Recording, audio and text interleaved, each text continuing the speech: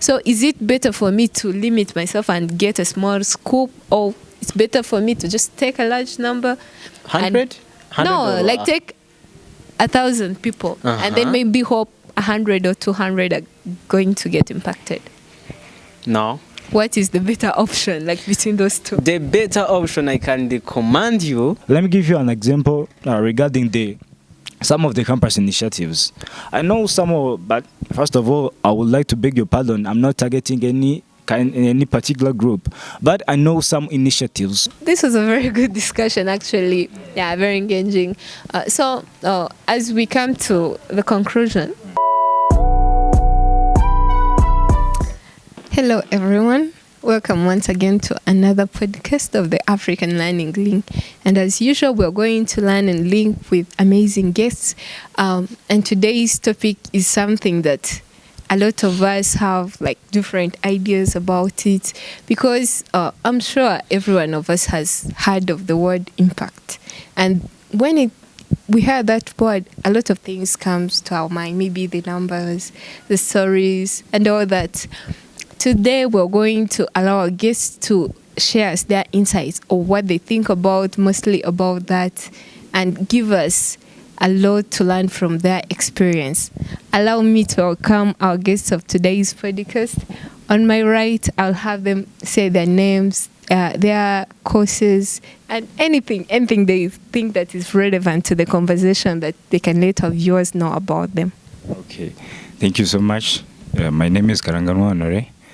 And currently a first year Bachelor of Pharmacy student here at the University of Rwanda Huye campus, and I'm also serving as the class representative of my class. And beyond the academics, I like to run, to grow in every aspect of my life. And beside that, I would like to say that I'm still a first year student, so I'm trying to figure out some things for myself. So I would rather say this is going to be more of a conversation rather than me pretending that I have answers. Thank you.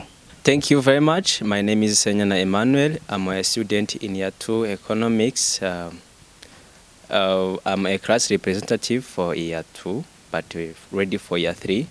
And beyond the class, I'm a vice president in charge of public relations in Toastmaster Club here in Huye campus, and I like to learn, to grow together with other. And my passion, what I'm just looking for, is being a data analyst or data scientist, because as economist, I like to go in things related to research and other beyond it. And I would like to collaborate with many researchers. So this is a great opportunity to share my insight about the topic of today. And I think we are going to have a very good conversation. And this is very great. Thank you. A big thank you to our beloved guests. I think finally we have made it. We have finally gotten someone out of pharmacy, because I don't know, it always works like that. I invite guests, and by the time they come, they're representing themselves. They're like, I'm doing pharmacy or medicine. It has always revolved around CMHS, but this time now it's different because we are getting someone from CBE. Your college is CBE. Yeah. CBE doing economics. So it's a change of pace, and I believe it's very interesting. And I think something Senyana you might have forgotten to say is that you're part of the African Learning Link organization. Yeah, of course. I'm a part of African Learning Link. This is a very good platform, especially for all Africans. I'm a group admin for WhatsApp platform, and I would like to welcome all the Africans to join this group, because African Learning Link, we learn and we link. So through learning and link, there is many opportunities. There is many possibilities for learning.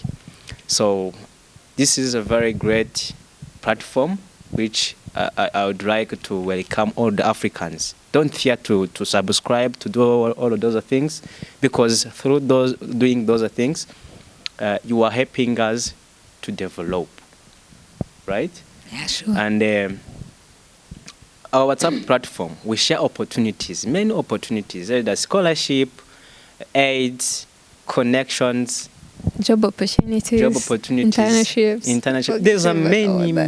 many opportunities on those platforms. So if you are African, especially young African who are just looking for opportunities, either you are a university student, you are passionate about finding your internship or career goals, so joining African Learning Link, it is your best choice.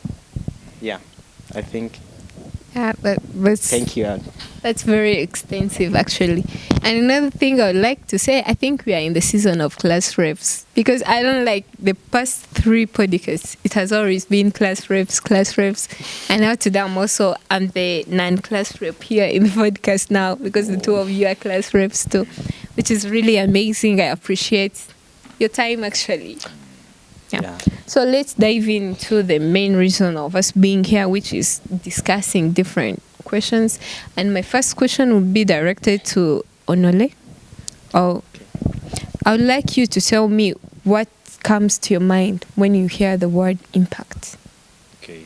Thank you so much, Nanela. For me, when I hear the word impact, I understand that it means like a meaningful change in someone's life or a community or even in your life. So a change, I don't think a change is like is the number of the people that you approach, but it actually means what's going to be left behind after reaching those people. Okay, I think impact, as from its word, the most important word here is change. When you say impact, you have to understand a meaningful change that has took place after you have maybe started certain initiative or an event. Thank you. That's more like the dictionary description of that word, actually, because it's more like what's left behind after all the activities you've done. If you say that, oh, maybe I've spent the whole day cleaning, what has that cleaning brought about? Yes. Yeah. That's more of the impact. Thank you very much. And we'll move on straight to the second question to Senyana.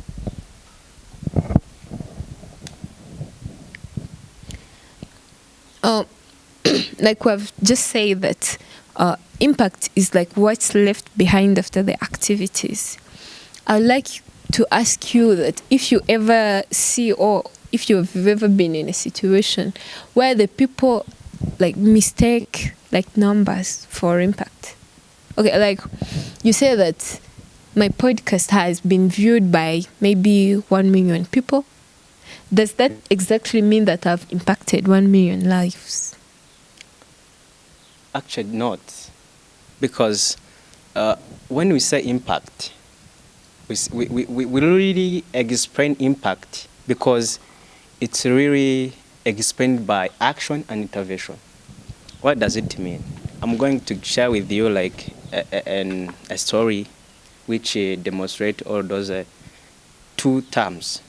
Either it is impact or reach. You know, when you say numbers, the numbers means our platform or our podcast reached to 1 million people, means to reach.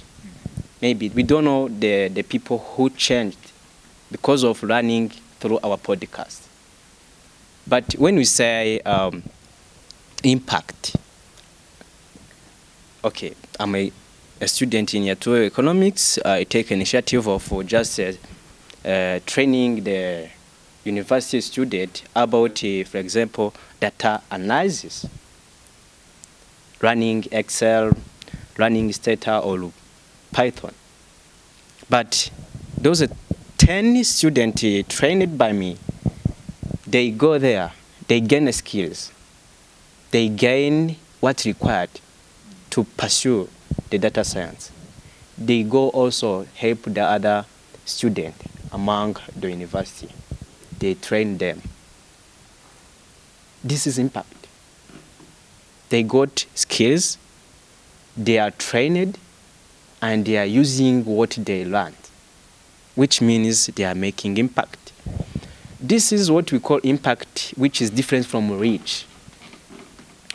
reaching to 100 people, and you fail to manage those people, how they are using their skills, their knowledge through training, it is a big mistake by understanding the term impact. So I think impact is the action you do after doing something, after learning something. Like the results that come out from what you've done. Yeah. I actually appreciate the way you're using demonstrative answers, like examples, so that our viewers can better understand. Because most of us learn first with examples, right? Yeah. I believe so. And it's very good, actually. So I hope that our beloved viewers can understand that the fact that 1 million people have watched the podcast does not exactly mean that we have impacted 1 million lives. Yeah. It's more about of those people who have used the podcast, those who have learned something from us, those whose lives have changed because they have learned something from us, not necessarily someone that was scrolling on YouTube and then showed up and they're like, what is this about? They're not really. Yeah. Okay, thank you. So after seeing the difference between the real impact and just assuming impact from numbers, from riches, from statistics, like statistical impact. Yeah. I would like to ask Mr. Onale another question, that how can we really measure impact? Because we have seen that it's mainly not statistical. Like, it's not about the numbers. It's more about of the lives that have been changed. How do we measure the lives that have been impacted? Okay, thank you. That's really great, and I think that is one of the most questions that we have to emphasize on, because we have to evaluate everything we do. It's like the most important thing here is comparing before and after we have done maybe that certain activity. So when I say before, it's like evaluating what the people were capable of doing before I reach here, and what can they do now after. Okay, that's really great. So you're saying I was here, but after this certain initiative or event, I am here. That guarantees the ability or being able of saying that our initiative or event have changed something from our audience. Because if you plan certain event and the people are attend, but after like 6 months or 3 months after, you ask one of the attendees and he tells you, maybe ask him, what did you gain from that initiative? And he's like, oh, of course, I remember the initiative that was held in Koika. We went there and we literally ate. We went back to the hostels with our stomach full, but that's not actually the main important thing that you needed to hear. That means actually your organization or your event took place, that's true, but the people didn't have something left in their minds. So you have to do like an evaluation comparing before and after. How does the person think, or how does the person act after getting they have encountered you? That's little good. Actually, I really like to supplement on things. Let me give you an example to measure those impact. Before joining Toastmaster Club, I was shy, right? I didn't just even sit here and talk to camera like this. But right now, you see, this is the impact. You see? I go there, I practice many projects in a Toastmaster Club. I practice the many roles. We have there many roles. Here we have a table topic role, preparing questions and ask, which are very engaging, very engaging. We have Hacker Master, right? Which the one who help the audience to understand well what the speaker has delivered. So right now, practicing all those roles and making all those topics, projects, had made me an amazing person. An amazing person, you know. That is impact. That's what we call impact. Thank you. Thank you very much for that example. It's the same example like to most of us, really. because when we're talking about impact, like the African Learning Link is also an initiative and it has created a lot of impact. Yeah. I believe like my colleagues from primary or secondary school, when they see me out here on the camera, they're like, no, that can't be Nanela. She cannot be able to talk like that because I was shy, kind of shy. My English, you know, sometimes we are not even shy. We're outgoing, but the level of English is limiting. So you just cannot easily express yourself. But a language is learned mainly through practice. So like having a platform like this that gives you the opportunity to express yourself, to learn how to connect the grammars and vocabularies we learn in class and put them to real use. It's something very good, very important, and it brings about a change that is really impactful. So the following question is mainly about like people having campus initiatives. Okay, like mostly what should they focus on? Should we create an initiative and target big numbers or target big impacts? Okay, you understand the difference. I would start an initiative and I'm like, maybe this comes to give coaching classes to people who are not getting good grades. I'll say I'm recruiting 100 students per the first time, and maybe I'm not able to give them the support that they need. And maybe I would start it small and I'm like, I need 5 kids and I'm going to try my best. So is it better to start something that is targeting a large group of people, a large number, or something that is targeting outcomes even if they might be smaller? Something which target small number. No, it's like small outcomes, something even it isn't. Mainly that targets big numbers. Uh-huh. Okay, you can start an initiative and you're like, I want to target 1 million people. Okay? Regardless, you're like, if I'm targeting 1 million people, maybe 100 will be impacted. You are not really so much focused on the impact. You are more focused on the outreach, the amount of people that you're going to encounter. Or choosing to impact small people, mainly focusing on how much change you'll be able to bring into their life. Actually, what I can recommend them is that they have to focus on the outcomes, you know, because if you focus on the numbers, the number of reaches, you are just trying to put you outside there. People know that you are supporting people, 100 million people, but no one has changed something. No one has get influence by yourself. I really like to answer question by an example because it really helps to understand. Let me take an example. This African Learning Link. We cannot even just focus on million people, you know, because if you focus on million people and no one is just get a possible result, I think nothing you are doing. Running and the rink. Gaining skills and apply it. That is what the African Learning Link do, isn't it? That's what we mainly focus on, actually.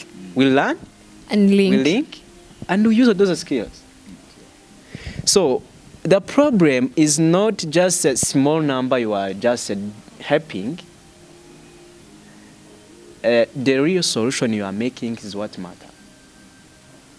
I think the recommendation to all initiatives on the university is just focus on small number of your students. Make sure, flow them.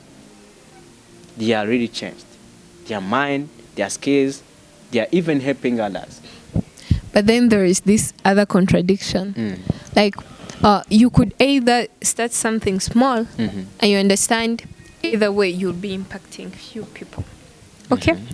Because if my initiative is here to support 10 people, then that's my scope. I'm going to just support 10 people.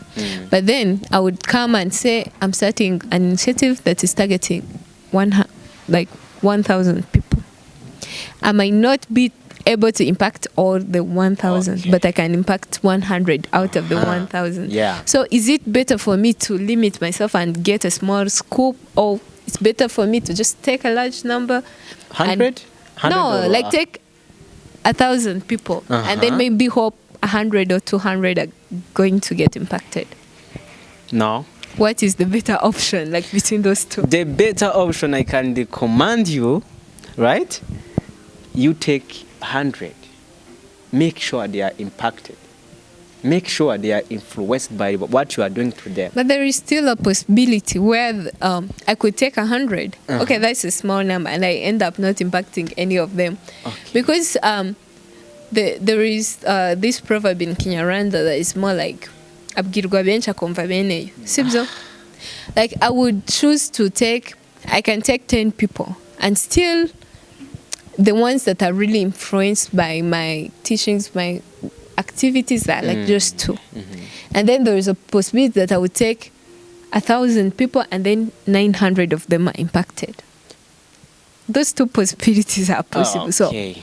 That is 2 possibility. But you will hear this word say that, oh, you know what? Our project have reached to 70,000 people. The real problem is that what changed, right? But if you have ability to influence 200, or the Kinyarwanda language, I mean Kinyarwanda proverb used habwirwa benshi hakumva beneyo. Actually, you are not trying to fight for impact. You are trying to fight for another something else. So you're just throwing there and hoping that those who are interested will pick up what you're throwing there. You're not fighting for the impact. Not specifically focusing.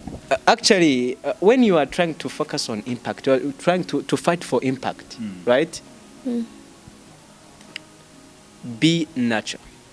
I look at a person individually. You do not take people in a group, Muslim. Yeah, be nature and just say that, oh, I want to influence these 100 people. So I will make sure that they are very influencing. Okay, really. Right? Let's hear from Onole too and see whether he has a different perspective. Thank you so much. So regarding whether approaching 1,000 people or versus 100 people, that's, I think, if you look at the result before you even start something, you won't let it go far. But if you take 100 people, if you can manage 100 people and you are able to convince and influence them, maybe not all of them will be changed, but at least like 10 of them. And if only 10 of them are changed for real, after gaining an opportunity or knowledge from that initiative, I'm pretty sure that a person who is always running to grow is also willing to grow others. Those 10 people may go beyond getting something for them, but also after they have had an opportunity, later on they will be able to transform other people. Let me give you an example regarding some of the campus initiatives. I know some, but first of all, I would like to beg your pardon. I'm not targeting any particular group, but I know some initiatives whose readers are the only one who are being profitable, not the members. Of course, they are recruiting every day members, but the members don't even understand what am I really looking at. Like the objective of this of the organization and all that. Because I'm telling this from my experience as a CrossLabs, I have received so many invites from the initiative that they were willing to come in my class and present themselves to the students. But after the presentation, some of the students said, what is really that? We have had so many initiatives, but I don't even see any opportunity from all those initiatives. So what I'm trying to say here is try to focus on a very small, not very too small, but a number that you can manage, rather than aiming for 5,000 people who will end up who will end up at the end of the day getting nothing from your initiative. They are just there for filling the attendance sheets rather than counting the actual change.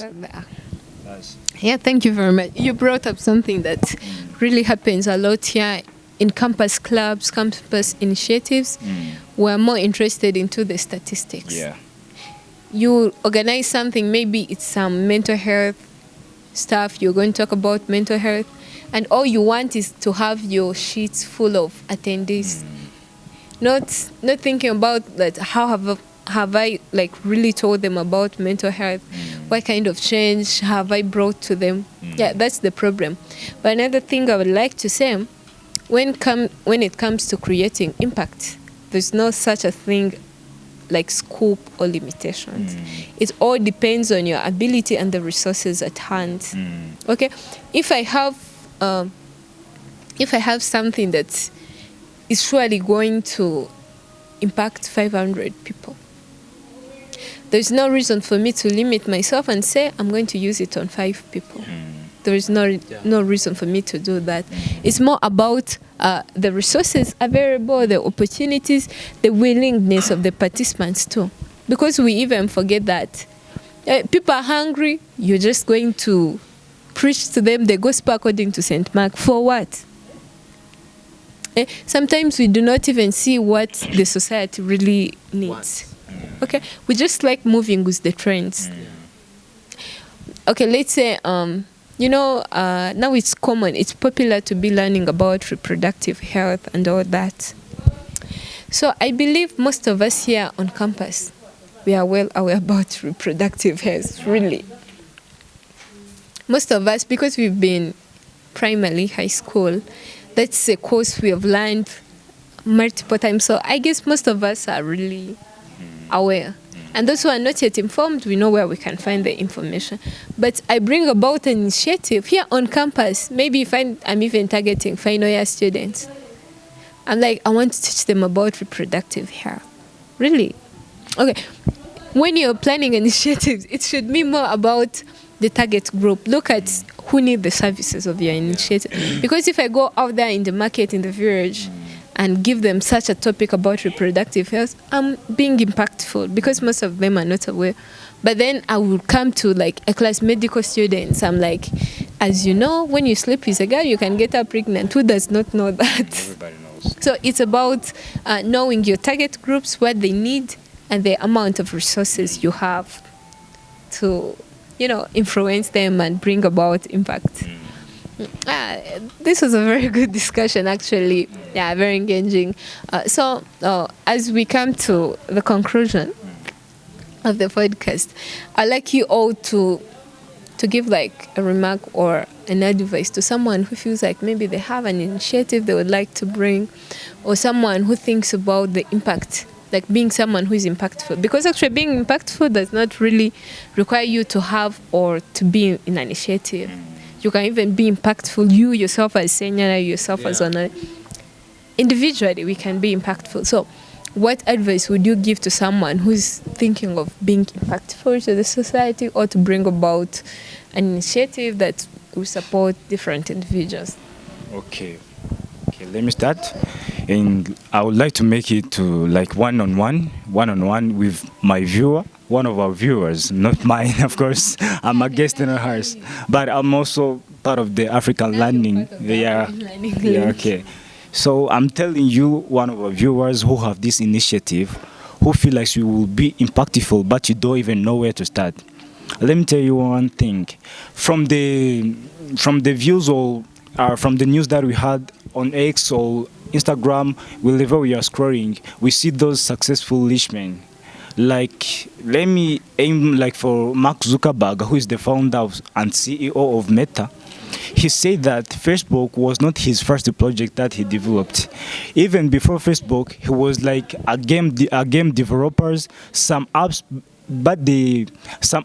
were actually made by him, but they didn't boost overnight. So you can start. You don't have to wait that you will start a big organization, or you will be having like $1,000 as a capital to start your initiative. Just start from something small. First of all, you have to understand the problem, because sometimes we even create initiatives that is going to solve problems which is not even allowed, or which is ours ourselves we don't even understand. Start from something that you understand, collect the information, and try to measure yourself. Put a goal, like say after 3 months I'm going to do a survey on this and that, and I will try to see where was I and where am I right now. You have to evaluate, you have to measure yourself where from the very beginning and where you are currently now. So another thing, you have to stay consistent. Consistency is the key. So consistency is the key. I say this because most of us Gen Z, we are very excited for launching maybe something on our first time. We are very excited, feeling like I'm the CEO of this, I'm the founder of this, I'm very excited. But after a few weeks you will start feeling discouraged because you don't even have followers or what. But stay consistent. You want to grow overnight, but after certain amount of time you will have reached somewhere different from where you are now. And last but not least, you have to put God in everything you do. Everything you, even if you are an atheist, you have what you believe. What you believe, you may put it first and guide you in whatever you do. Start by understanding a small problem, measure yourself in your progress, and stay consistent and put God first. That's like a closing remark from me. Thank you so much. Thank you. Okay, thank you very much. Actually, you said it all. You said it all, but I can add something. If you have an idea for starting initiatives, maybe it can be one or more in your mind. Choose one, which is very interesting. But you will choose one according to the problem available, the people affected by that problem. You will come with that initiative to solve that problem. And after that, you put last God, but maybe God must have to come first. You have to work hard. And after work hard, remember that nothing can be achieved without God. Put God first in whatever we do. Maybe it can be your initiative as well, or any other things. Put God first, work hard, and remember, everything is possible. Yeah, that is. A huge appreciation to our beloved guests. Thank you for making it on time and saying yes to our invitation. And mostly, I've learned a lot from you, and I believe so have our viewers. I'm sure when they watch this, they will learn a lot from you guys, and most especially the concluding remarks, where you reminded us that for anything to happen, we need to start and then stay consistent. And before, after, or over everything we're doing, we need God first so that it can work out. So I appreciate you for all the insights and everything. And to our viewers, do not forget to like, subscribe, comment, and share. See you. Bye.